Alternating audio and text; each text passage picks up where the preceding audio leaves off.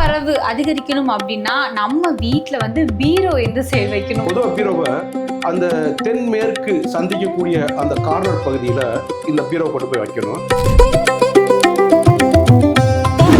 படங்கள்ல பார்த்துருப்பீங்க, இந்த புதையல் எடுக்க போவாங்க. ஆமா, புதையல் எடுக்க போனாக்க அங்க கடைசியா ஃபைனலா என்ன வரும் பாருங்க, பாம்பு தான் வந்து.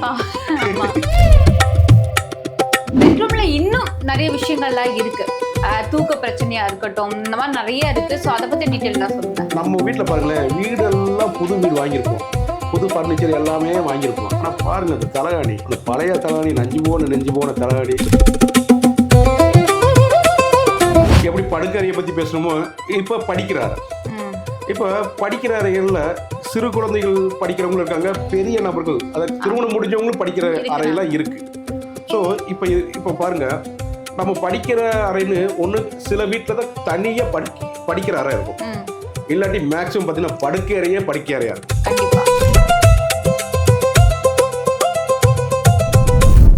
அஸ்ட்ரோ பக்தி நேயர்கள் அனைவருக்கும் அன்பார்ந்த வணக்கம். இன்னைக்கு ஜோதிட தரிசன நிகழ்ச்சியில நம்ம கூட இருக்கிற கெஸ்ட் யாருன்னு பாத்தீங்கன்னா, வாஸ்து நிபுணர் டாக்டர் குரு நாகராஜன் ஐயா தான் வந்திருக்காங்க. அவங்க கிட்ட வாஸ்து ரிலேட்டடான பல கேள்விகளுக்கு பதில் கேட்டு தெரிஞ்சுக்கலாம் வாங்க. வணக்கம் சார். வணக்கம் மேடம். எப்படி இருக்கீங்க? நான் இன்னும் சூப்பரா இருக்கேன். ஓகே சார், நம்ம தொடர்ந்து நிறைய வாஸ்து ரிலேட்டடா கேள்விகள் பார்த்துட்டு வந்துட்டு இருக்கோம். அதை ரிலேட்டடா தான் இந்த டைமும் பேச போறோம். ஸோ பண வரவு அதிகரிக்கணும் அப்படின்னா நம்ம வீட்டில் வந்து பீரோ எந்த சைடு வைக்கணும், இந்த மாதிரி சில விஷயங்கள் இருக்கு. இல்லை பீரோ இல்லைனாலும் என்ன விஷயங்கள் பொதுவாக பண்ணணும், அதை பற்றி இன்னைக்கு பேச போகிறோம். அதை பற்றி விளக்கமாக சொல்லுங்க சார். மகிழ்ச்சி, நல்ல கேள்வி. ஏன்னா எல்லா இடத்துலையும் இந்த விஷயம் உண்டு. அதே மாதிரி பீரோவில் இன்னொரு இதோட தொடர் கேள்வியாக ஒரு கேள்வி கேட்கலாம். சார், பீரோவில் பணம் வச்சா தங்கவே மாட்டிக்கணும் கூட சொல்லுவாங்க, தங்கவே மாட்டிக்கணும்னு சொல்லுவாங்க, வச்ச சோட்டில் காணாம போயிடுதுன்னு சொல்லுவாங்க. பொதுவாக நம்ம பீரோ எதுக்கு வாங்குவோம்? பணம் வைக்க வாங்குவோம். ஆனால் வெறும் துணி மணிகள் தான் இருக்கு, எங்கள் பீரோவில் பணமே இல்லை அப்படின்னு சொல்லி புலம்புறோம். ஆமாம், இதுக்காக காரணம் இருக்கு மேடம். அதாவது நீங்கள் முதல்ல எந்த ரூமில் வைக்கணும் பீரோவை அப்படின்னா, 2 ரூமில் தான் வைக்க முடியும். ஒன்று மாஸ்டர் பெட்ரூமாக இருக்கக்கூடிய தென்மேற்கு பகுதியில் பீரோ வைக்கிறது சிறப்பு. Okay sir. அதுக்கப்புறம் பார்த்தீங்கன்னா, ஈசான மூலையில் இருக்கக்கூடிய அந்த கிழக்கும் வடக்கு சந்திக்கிற அந்த ஏரியாவில் இருக்கக்கூடிய ரூமில் வந்து இந்த பீரோ வைக்கிறது சிறப்பு. அப்படியே வச்சாலும் இந்த 4 சுவர் இருக்குது, எங்கே வைக்கணும் அப்படிங்கிற ஒரு இது இருக்குது, எதை பார்த்து வைக்கணும்னு சொல்லியிருக்கு. பொதுவாக பீரோவை அந்த தென்மேற்கு சந்திக்கக்கூடிய அந்த கார்னர் பகுதியில் இந்த பீரோ கொண்டு போய் வைக்கணும். மேற்கு பக்கம் சாட்சி கிழக்கு பக்கம் பார்த்தது மாதிரி வைக்கலாம். Okay sir. இல்லை தெற்கு பக்கம் சாட்சி வடக்கு பக்கம் பார்க்குற மாதிரி வைக்கலாம். இந்த தென்மேற்கு பகுதியில் அந்த பீரோ 2 இடத்துல ஏதாவது ஒரு இடத்துல அமைஞ்சிருச்சு அப்படின்னு வச்சுக்கோங்க, உங்கள் வீட்டில் பணம் வந்து சேரும், செலவழியாது, பணம் இறுக்கி பிடிக்கும். ஏன்னா அந்த இடத்துக்கு பேர், இன்னொரு பேர் என்ன, ராகு மூளை.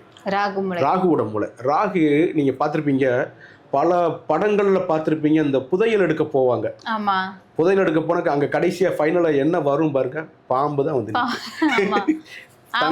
தங்கத்தை எடுக்க. அது என்னன்னா, அந்த அதாவது நிதிகளை வந்து சேமித்து வைக்கக்கூடிய இடத்த, அது பூட்டி வைக்கக்கூடிய இடத்த திறக்காம பூட்டி வச்சிங்கன்னு வச்சுக்கோங்க, நாக கன்னிகள் நாகராஜாக்கள் வந்து பாதுகாப்பாங்க. அதனால தான் அந்த காலத்துலேருந்து இந்த காலம் வரைக்குமே திரைப்படங்களிலும் சரி, நாம் படிக்கக்கூடிய கதைகளிலும் சரி, இந்த பாம்புகள் வந்து அந்த நிதி சம்மந்தப்பட்ட விஷயம் வந்து ரொம்ப இடம் பிடிக்கும். அப்போ அந்த இடத்துல இறுக்கி பிடிக்கும், செலவை குறைக்கும், பணத்தை இறுக்கி பிடிக்கும். என்ன ஒரு விஷயம், திறக்காமே விட்டுறக்கூடாது. திறக்காம விட்டிங்கன்னா அதை எடுக்க முடியாது.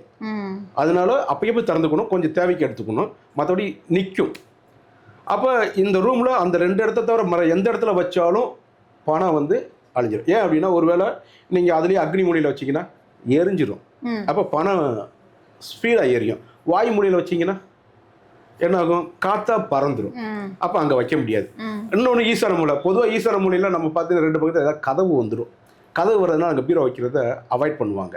ஸோ ஆக மொத்தம் இந்த இடத்துல இருந்தால் சிறப்பு. மொத்தம் அதே மாதிரி இந்த 2 ரூம் சொன்ன இன்னொரு இடத்த சாமி ரூமில் வைக்கலாம். ஏன்னா சாமி ரூமில் வைக்கிற பீரோவில் ஒரு விஷயம் என்னன்னா, அங்கே துணிமணியை வைக்கக்கூடாது, வெறும் பணம் மட்டும் தான் பணம், நகை, டாக்குமெண்ட்ஸ் மட்டும் தான் வைக்கணும். என்ன காரணம் அப்படின்னா, துணிமணி வைக்கிறீங்க அப்படின்னா வீட்டில் பெண் குழந்தைகள் இருப்பாங்க, அவங்க தீட்டுப்படுற காலம் இருக்கும். அப்போ போயிட்டு பீரோவை திறந்துக்கிட்டு, சாமி ரூமை திறந்து பீரோவை திறந்து அந்த பொருட்களை எடுக்கிறது கஷ்டம். அப்போ ஒருவேளை ஆண்களோட துணி அங்கே இருந்தால் பிரச்சனை இல்லை, தலைமகன் துணி அங்கே இருக்குன்னா பிரச்சனை இல்லை. அவர் ரொம்ப ரேராக தான் வந்து பார்த்தீங்கன்னா அந்த வெள்ளை வேஷ்டி, வெள்ளை சட்டை, இல்லாட்டி பேண்ட் ஷர்ட்டு போடுறதுக்கு வருவார். ரெகுலராக வேலை பார்க்குறவர் டெய்லி எடுப்பார். மற்றபடி வீட்டு தலைமகன் வந்து அதிகபட்சமாக வீட்டில் ஒரு கைலியும் ஒரு பனியனையும் போட்டுட்டு அலையுவாங்க. அதை பெருசாக பயன்படுத்த மாட்டாங்க. இதுதான் கதை. அதனால் அந்த ரூம்லேயும் நான் சொன்ன மாதிரி அந்த தெற்கு பக்கம் இருக்கக்கூடிய சுவத்தில் பார்த்து வடக்க பார்த்து வைக்கலாம், மேற்கு பக்கம் சுவத்தில் பார்த்து கிழக்க பார்த்து வைக்கலாம். வச்சிங்கன்னா பணம் நிற்கும். இதில் இன்னொரு விஷயம் இருக்குது. பீரோவை பொறுத்த மட்டும் மர பீரோவில் தான் பணம் நிற்கும். மரம் தான் குரு. அந்த கிரகம் வந்து மரம் அப்படின்னா குருனா தனகாரகன், மஞ்சளுக்கு காரகன், தங்கத்துக்கு காரகன். ஸோ அவன் தனகாரகன் வச்சிருப்பான். நீங்கள் பார்த்தீங்கன்னா பெரும்பாலான இடங்களில் தகர பீரோ வச்சுருக்காங்க. ஆமாம். அந்த தகரம் அப்படின்னா அது சனி. தகரம் சீக்கிரம் போயிடும், துருப்பிடிச்சிடும். நீங்கள் பார்த்து சவுத்த ஒட்டி வேறு வைக்கிறோம். எல்லா பீரோவும் பாருங்களேன், ஒரு 4 வருஷத்தில் துருப்பிடிச்சிடும், கீழே காலெல்லாம் துருப்பிடிச்சி உடஞ்சி போய் கிடக்கும். அதனால தகர பீரோவில் பணம் வைக்கிறது, நகை வைக்கிறத அவாய்ட் பண்ணணும். அதில் துணி வச்சுக்கோங்க, பயன்படுத்திக்கோங்க. இது ஒன்று. அடுத்து இன்னும் ஒரு முக்கியமான விஷயம் இருக்குது. இந்த பீரோக்குள்ளே பார்த்தீங்கன்னா துணி வைக்கிறதுக்கு ரேக் இருக்கும், சேலையை தொங்க வைக்கலாம் ரேக் இருக்கும். நீங்கள் பணம் வைக்கிற இடம் மட்டும் பாருங்கள் சென்டரில் இருக்கும். சென்டர் ரைட்டுங்களா? இது அதாவது நீங்கள் ரெடிமேட் பீரோ வாங்கும் போது என்ன நடக்கும் அப்படின்னா, அந்த ரேக் வந்து அந்த குடும்ப தலைவி இருக்காங்களா, இல்லை குடும்ப தலைவன் இருக்காங்கன்னா அவங்களோட இந்த கழுத்து பகுதி நெஞ்சு பகுதிக்கு வர்ற மாதிரி அந்த பகுதி இருக்கும். அந்த பணம் வைக்கிற டோர் ஓப்பன் பண்ணுறது அந்த ரேக் வந்து அந்த இடத்துல இருக்கும். பொதுவாக நீங்கள் டிசைன் பண்ணி உங்களுக்காக அந்த பீரோ செஞ்சீங்கன்னா உங்களோட தொப்புள் பகுதி இருக்கு பார்த்தீங்களா, அந்த பகுதியில் அந்த பணம் வைக்கிறது, நகை வைக்கிற அந்த கேஷ் அந்த பாக்ஸ் வந்து வச்சிங்கன்னா பணம் ரொம்ப தங்கும். ஏன்னா தொப்புள் பகுதி இது லட்சுமியோட பகுதி. இந்த பகுதியில் அதை வைக்கும்போது அந்த பணம் அங்கேயே நிற்கும். ரொம்ப பெரிய செலவழிக்க முடியாது. அதே சமயம் சேமிப்பு இருந்துக்கிட்டே இருக்கும். அதே மாதிரி இது நியாயமான வழிக்கு பயன்படும் இந்த பணம். இல்லாட்டி அநியாயமாக மருத்துவ செலவு மற்ற செலவுக்கெல்லாம் போகும். அப்போ நீங்கள் டிசைன் பண்ணணும், உங்களோட தொப்புள் பகுதியில் அந்த பகுதி வர்ற மாதிரி டிசைன் பண்ணணும். அதில் தான் சில சமயம் என்ன பண்ணியிருப்பாங்கன்னா, அதாவது சீக்ரெட் பிளேஸ் ஒன்று வச்சுருப்பாங்க. அது பார்த்தீங்கன்னா மேலே அந்த ரேக் இருக்கு இல்லையா, அந்த பாக்ஸ் இருக்கு இல்லையா, அதை தவிர்த்து கீழே 2வது இதில் வந்து லைட் தூக்குற மாதிரி இருக்கும். அதில் நகையை வைப்பாங்க. அது வந்து தொப்புள் பகுதியில் இருக்கும். அது சூட்சுமம். சிலர் தான் செஞ்சு கொடுப்பாங்க, பலர் அதை செய்ய மாட்டாங்க. நான் சொல்கிற மாதிரி மரபீரோ வைங்க, உங்களோட தொப்புள் பகுதியில் வர்ற மாதிரி கேஷ் பாக்ஸ் வர்ற மாதிரி அதை வைங்க. இதெல்லாம் சிறப்பாக இருக்கும். பணம் சேமிக்கலாம். பீரோ இப்படி வச்சா சிறப்பை தரும். Okay sir. பெட்ரூமில் வந்து ஃபர்னிச்சர் வந்து இந்த விஷயங்கள் வைக்கணும் வைக்கக்கூடாது அப்படின்ற பற்றி சொல்லியிருந்தீங்க. பெட்ரூமில் இன்னும் நிறைய விஷயங்கள்லாம் இருக்குது. தூக்க பிரச்சனையாக இருக்கட்டும், இந்த மாதிரி நிறைய இருக்குது. ஸோ அதை பற்றி டீட்டெயிலாக சொல்லுங்கள். இப்போ பெட்ரூம் அப்படின்னு எடுத்துக்கிட்டாலே, இப்போ கணவன் மனைவிக்கு, அதாவது தலைவன் தலைவிக்குரிய பெட்ரூம் பற்றி நம்ம கொஞ்சம் பேசணும். இது மாதிரி மற்ற உறவினர்களும் மற்ற அந்த குடும்பத்தில் உள்ள நபர்களும் மற்ற ஏனைய அந்த விருந்தினர்கள் இவர்களெல்லாம் வந்து தங்கக்கூடிய விஷயங்கள்லாம் இருக்குது. ஸோ இந்த மாதிரி விஷயத்த சொல்லும்போது பெட்ரூமில் எப்படிலாம் அமைப்பு இருக்குன்னு சொல்லுது. இது போக கணவன் மனைவிக்குள்ள வந்து நல்ல ரிலேஷன்ஷிப், அதாவது ஒரு தாம்பத்தியம், இது மாதிரி விஷயங்கள்லாம் இருக்குது. இந்த தாம்பத்தியம் சில இடங்களில் பார்த்தீங்கன்னு வச்சுக்கோங்களேன், அதாவது அவங்க குடும்பத்தில் கணவன்களுக்கு நல்ல ரிலேஷன்ஷிப் இருக்கும், நல்லா பேசிக்கிட்டு இருப்பான், பழகிட்டு இருப்பான். இந்த முதல் நாள் தாம்பத்தியம் வச்சுருப்பா, மறுநாள் பார்த்தீங்கன்னா சண்டை போட்டுருவாங்க. சில இடத்துல பார்த்தீங்கன்னா தெரியும். இதெல்லாம் புதுசாக இருக்குது. ஏன்னா அதாவது நல்லா யோசிச்சு பாருங்கள், கணவன் மனைவிக்குள்ள தாம்பத்தியம் நடந்தால் மறுநாள் மகிழ்ச்சியாக தானே இருக்கணும். ஆனால் எந்திரிச்சோட சண்டையோடு எதிர்ப்பாங்க. அப்படியான சில அமைப்பெல்லாம் இருக்குது. அதெல்லாம் பார்த்தீங்கன்னா இந்த சல்லிய தோஷத்தில் வரும். ஒருவேளை அந்த சல்லியம் இருந்துச்சு அப்படின்னு வச்சுக்கோங்களேன், அப்போது இந்த மாதிரியான விஷயங்களை அது உண்டு பண்ணும். தாம்பத்தியமே வச்சுக்க முடியாத அளவுக்கு அது வேலை செய்யும். அதாவது அண்ணன், அக்கா, தங்கச்சி இது மாதிரி ஆட்கள்லாம் அங்கே தங்கலாம். கணவன் மனைவியாக தங்கி கணவன் மனைவியாக தாம்பத்திய உறவுகள் வச்சுக்கிட்டாங்கன்னா சளிய தோசை இருந்துச்சுன்னா அது கண்டிப்பாக பாதிக்கும். ஸோ அதெல்லாம் முதல்ல செக் பண்ணிக்கணும்னு சொல்லுவாங்க. செக் பண்ணிட்டோம் ஒன்று. அதுபோக நம்ம நினைக்கிறோம், நம்ம வீட்டில் பாருங்களேன், வீடெல்லாம் புது வீடு வாங்கியிருப்போம், புது ஃபர்னிச்சர் எல்லாமே வாங்கியிருப்போம். ஆனால் பாருங்கள், அது தலகாணி, அந்த பழைய தலகாணி, நெஞ்சு போன தலகாணி, நம்ம பழைய துணியெல்லாம் வச்சு ஒரு தலகாணி செஞ்சு வச்சுருப்போம். அழுக்கடைஞ்சு போயிருக்கோம். கவர் மட்டும்தான் மாற்றுவோம். கவருமே சில பேர் அழுக்கா இருந்தாலும் யூஸ் பண்றாங்க. அந்த மாதிரி இருந்துச்சுன்னா நல்ல தூக்கம் வராது, தீய கனவுகள் வரும். அப்புறம் இன்னொரு விஷயம் இருக்குங்க இந்த தலாணி விஷயத்துல. இப்போ கணவனுக்கு ஒரு தலாணி இருக்கும், மனைவிக்கு ஒரு தலாணி இருக்கும், இல்லாட்டி வீட்டில் மொத்தமாக தலாணி இருக்கும். இஷ்டத்துக்கு ஆளுக்கு ஒரு தலாணி எடுத்துக்குவாங்க. முதல் நாள் இவர் பயன்படுத்தின தலாணி அவர் பயன்படுத்தாங்க, அவங்க பயன்படுத்தின தலாணி இவங்க பயன்படுத்துவாங்க. இது கூடவே கூடாது. எப்படி பல் வளர்க்குறதுக்கு ஒரு ப்ரஷ் ஒருத்தருக்கு பயன்படுத்துறீங்களோ அதே மாதிரி இந்த தலாணி வந்து அவங்களுக்கு தனித்தனி தலாணி. உறவினர் வர்றாங்கன்னா உறவினர்களுக்கு தனி தலகாணி தான் இருக்கணும். அதுக்காக ஒரு உறவினருக்கு பர்டிகுலராக வைக்க முடியாது. ஒரு 10 தலகாணி தனியாக வச்சுக்கணும். உறவினர் வர்றாங்களோ அதை ஷஃபிள் பண்ணி கொடுத்துக்கலாம். ஏன்னா அவங்க ஒரு நாள் தான் தங்க போகிறான். அதனால தான் பார்த்தீங்கன்னா சில வீட்டில் வந்து சொல்லுவாங்க, சார் உங்கள் வீட்டில் படுத்துருந்தே தூக்கமே வரலம்பாங்க. காரணம் என்னென்னா அந்த தலகாணியில் நமது எண்ணங்கள் பதியும்.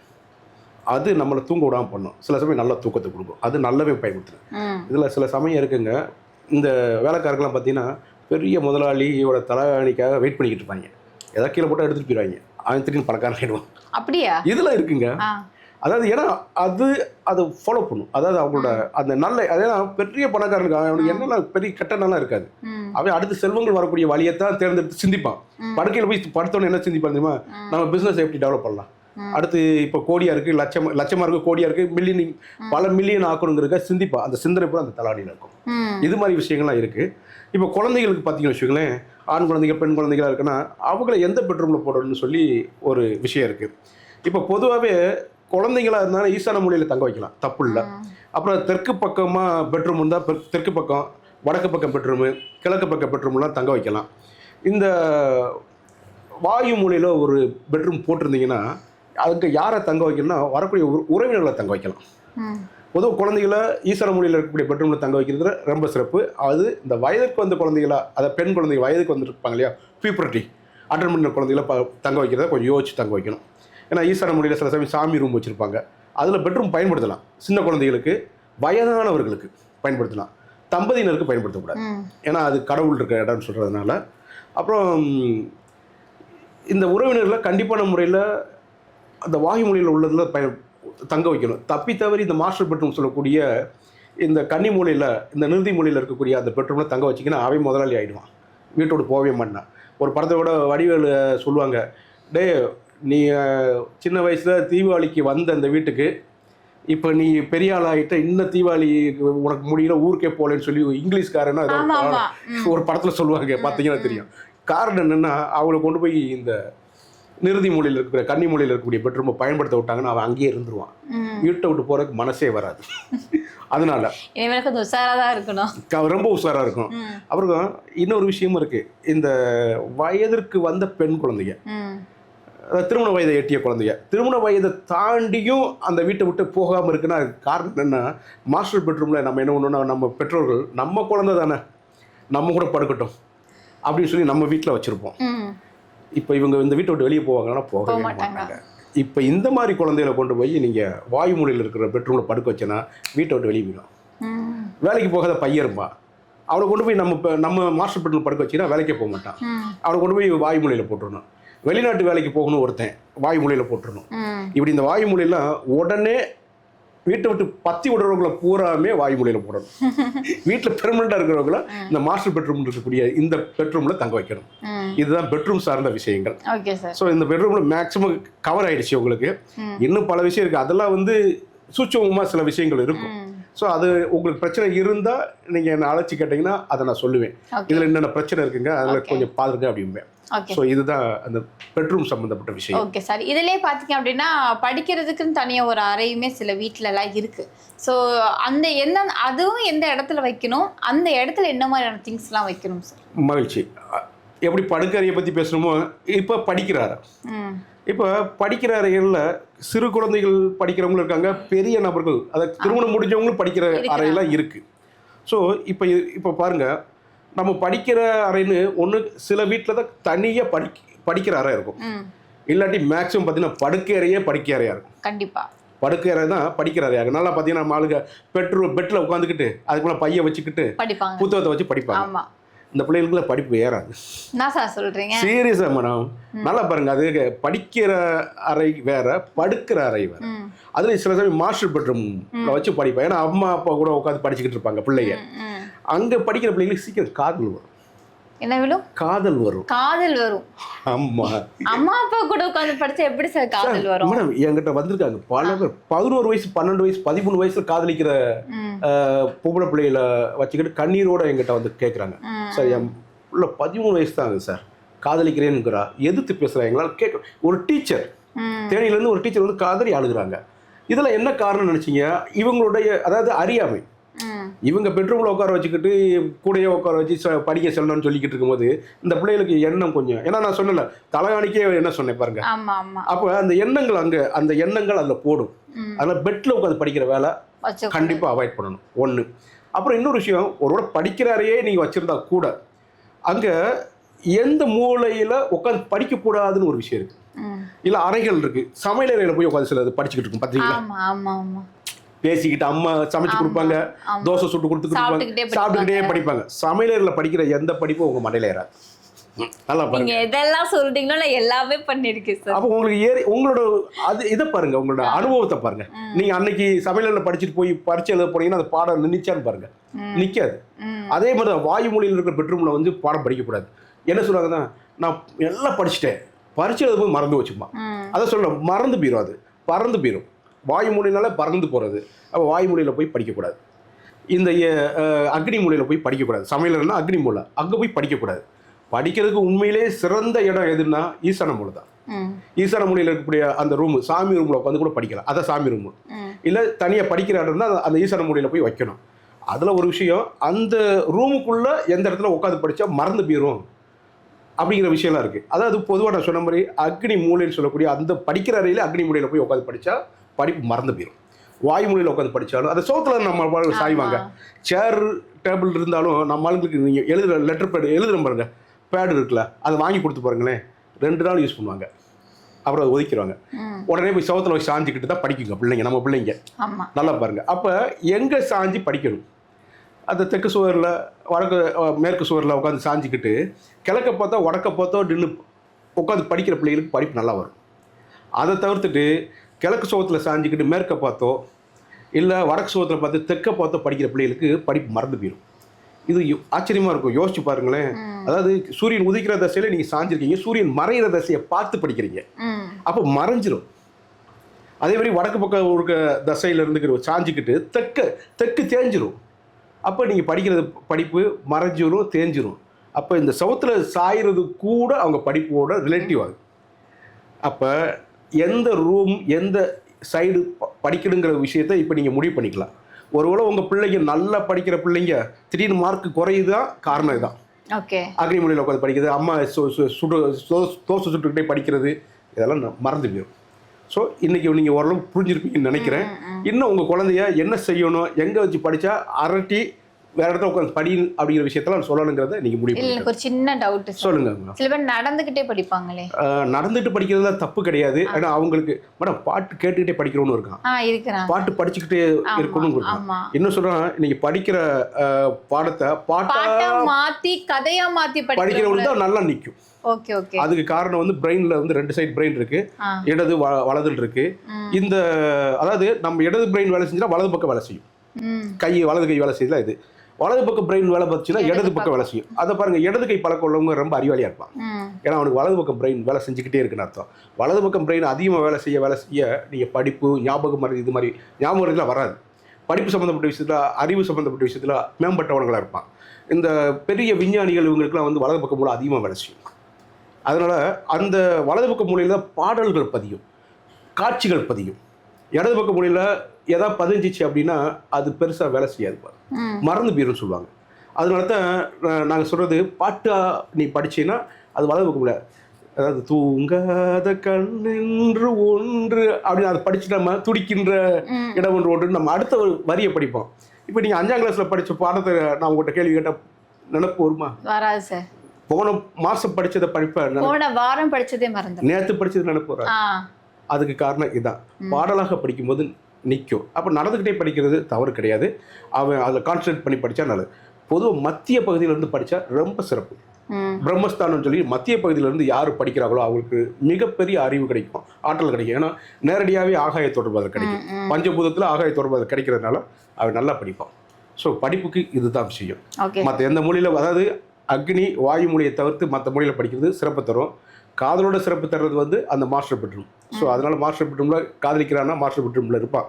அவனை கொஞ்சம் இடத்த மாற்றுங்க, படிக்கிற காலத்தில் படிச்சதுக்கப்புறம் காதலிக்க சொல்லலாம், தப்பு இல்லை. இதான் கதை. ஓகே சார், இன்னைக்கு வந்து வாஸ்து ரிலேட்டடாக இதுக்கு முன்னாடி பேசுறதை விட நிறைய விளக்கங்கள் நீங்கள் வந்து கொடுத்துருக்கீங்க. தொடர்ந்து குறிப்பாக எந்தெந்த ரூமில் என்னென்ன விஷயங்கள் வைக்கணும், வைக்கக்கூடாது, வைக்கிறதுனால என்னென்ன விளைவுகள் வரும் அப்படிங்கிற பற்றி ரொம்ப டீட்டெயிலாக சொன்னீங்க. நன்றி சார். மகிழ்ச்சி மேடம்.